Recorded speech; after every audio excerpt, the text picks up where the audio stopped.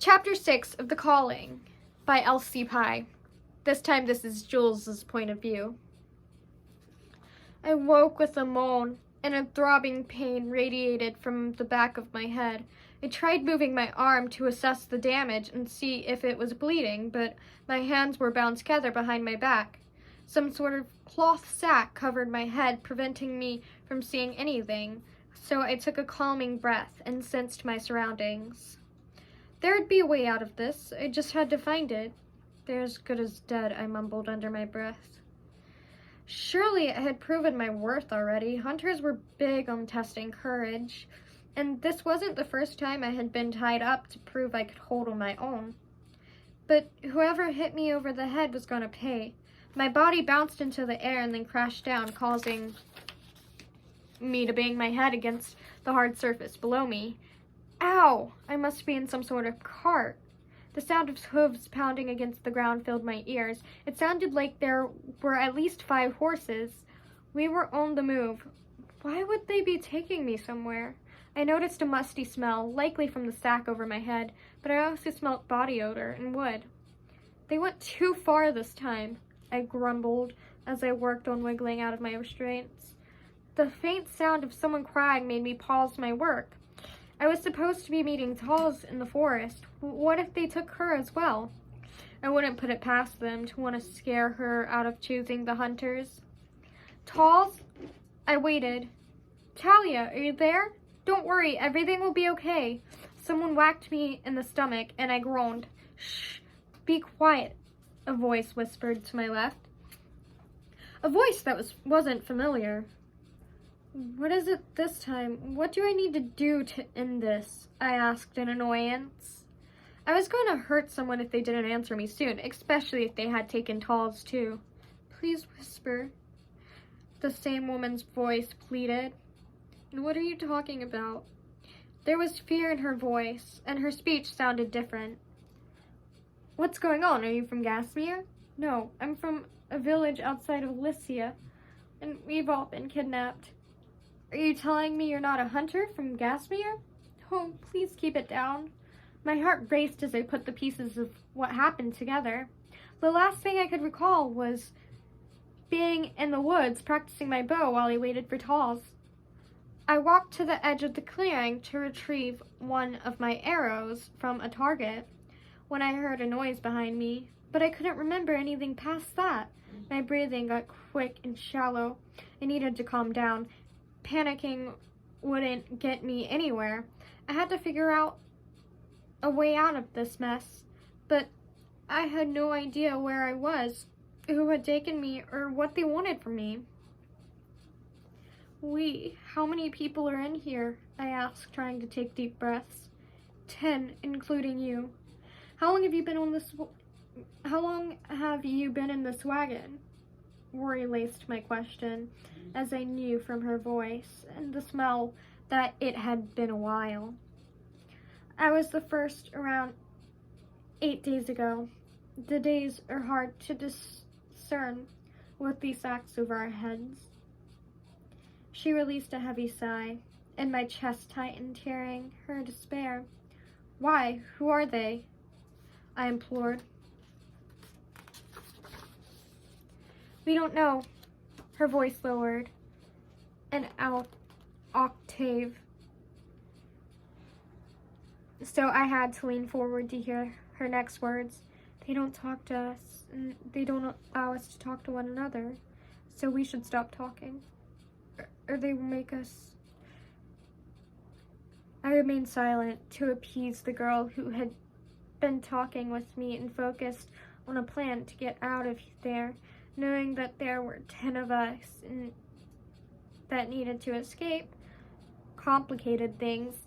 I knew how to get out of these blindings thanks to the time when Greta and Luck had abducted me. But even if I untied everyone's blindings, what would we do after that? I had no idea.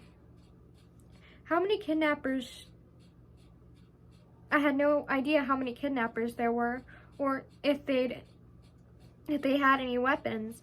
I needed to get my hands on a bow and some arrows. and those kidnappers would wish they had never kidnapped anyone. But I didn't have one, so I needed to be patient. I could hear my father's voice instructing me, "Don't be rash, take your time. An opportunity will always present itself."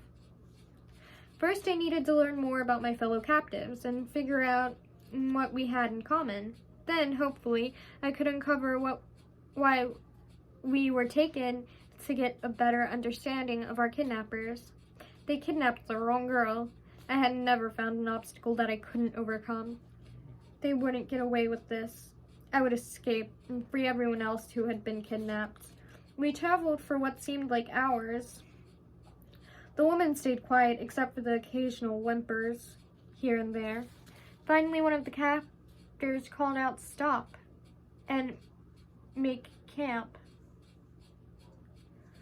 The door holding us prisoners stretched open, and a strong pair of calloused hands grabbed my arms and threw me out. I turned my body to the side to break my fall before I was met by the hard, wet ground. Someone landed next to me, so I guessed that they were taking us all out. The sack's rough fabric scraped against my face, giving me enough warning to close my eyes against the light. Thankfully, it was twilight, and it didn't take long for my eyes to adjust. We were in a clearing, and there were 7 of them, moving freely around the space. I acknowledged that. There could be more who weren't in my line of sight. I struggled to my feet, my wrists still bound, and turned around to take in my surroundings. They had us on the outskirts, away from where they were building their camp. The girl who spoke to me in the wagon was right. There were 9 other women with their hands bound beside me. They were only capturing women. My gut tightened as I ascended the kidnappers roaming around us. They weren't nervous or afraid. They even seemed relaxed, not worried about being found. I moved closer to the girl next to me, hoping she might know something, but her eyes grew big, and she shook her head at me before I could open my mouth. A booming voice behind me made me jump. "You have 5 minutes to do what you need in the stream behind you." A different captor came behind us and untied our wrists. "Don't try to escape. We will come after you, and it won't be pretty," the same booming voice said. I rubbed at my wrists, already raw from the rope, binding them together, and another one of them approached us. A woman this time. She grabbed one of the women and pushed her forward, yelling at us to follow. We arrived at a small stream 20 feet away. Many of the women had already started splashing water on their faces to freshen up. I followed suit, keeping an eye on the kidnapper, trying to figure out an escape plan. I could easily take her out. There was still the problem of getting 10 of us to safety before the other kidnappers came for us. No, I would have to deal with all the kidnappers to save everyone. I would need a weapon if I'm going to have a chance of succeeding. One of the women approached me. "You should freshen up. We don't get many of these opportunities." It was the same voice in the wagon. Her 2 large hazel eyes stared at my dry hands. She was smaller than me and willowy. Her curly brown hair stuck out in all directions and was covered with chunks of dirt. She had a round face, speckled with freckles across her sunken cheeks. "What's your name?" I asked. "It's Susanna, but you can call me Suze." "Nice to meet you, Suze. My name is Jules." She gave me an empty smile as she walked away towards the stream. I followed her to the water and bent down as I grabbed a handful of water to splash on my face. The water burned the raw skin on my wrists, but they quickly became numb, and the water began to soothe my broken skin. I scrubbed my face, trying to wash this nightmare away, hoping to wake up in Gasmere. "Time's up," the woman watching us barked. Get in line. Get in a line." The women started lining up. The women started lining up.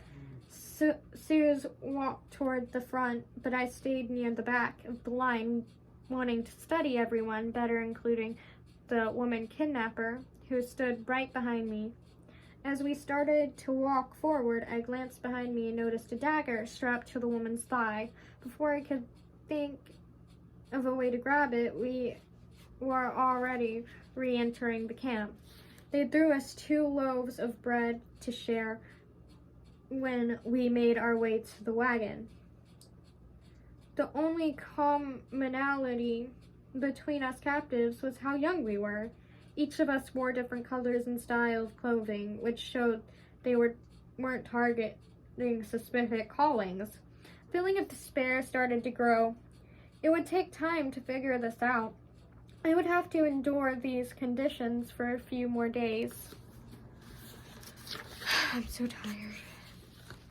2 captors came around to start retying our wrists and placing the cloth sacks over our head.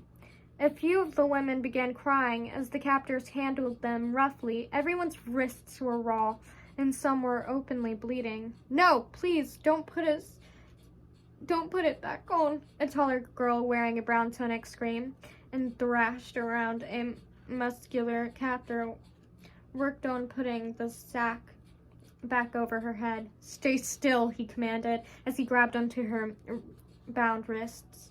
She yelled out in pain and threw her head back, hitting the captor in the nose. He stumbled back, releasing his grip on her. The other guard stalked toward her, and I knew what would happen next. The girl ran. The fear was evident in her eyes before she took off into the trees behind us. "Run her!" The captor, who had been advancing towards the girl, called out, and then he took after her. A part of me almost took this chance to escape as well, but the muscular one who got hit in the nose had already recovered and was making his way toward me. And to my left, 5 other captors were running toward our direction. They were fast. It had only taken them moments to respond, 2 of them sprinting into the trees, while the other 3 stayed to deal with the rest of us. A sack was pulled over my head, and I was thrown back into the cart before I found out what became of the girl who ran. Shortly after, the door was slammed shut and locked. A terrified scream echoed through the trees. I clenched my hands behind my back, hearing her desperation and not being able to do anything. The rest of the night was filled with screams and cries from the girl who had run away, but also from those in the cart. I sat with my back pressed against the side of the cart, powerless. My throat burned from the sobs that wanted to break through, but I wouldn't let them. Something inside me began to crack, hearing the girl's tortured screams, hearing her beg for them to stop, and not being able to do anything else about it. Fire built inside me. These lowlives were going to pay. But more imperative, I needed to figure out an escape plan without getting caught. And the sooner the better. I needed to be smart about this and make sure my plan was foolproof. I would not be able to live with myself if I caused any of these women to be tortured by these wretched outlaws. Oh, my throat hurts.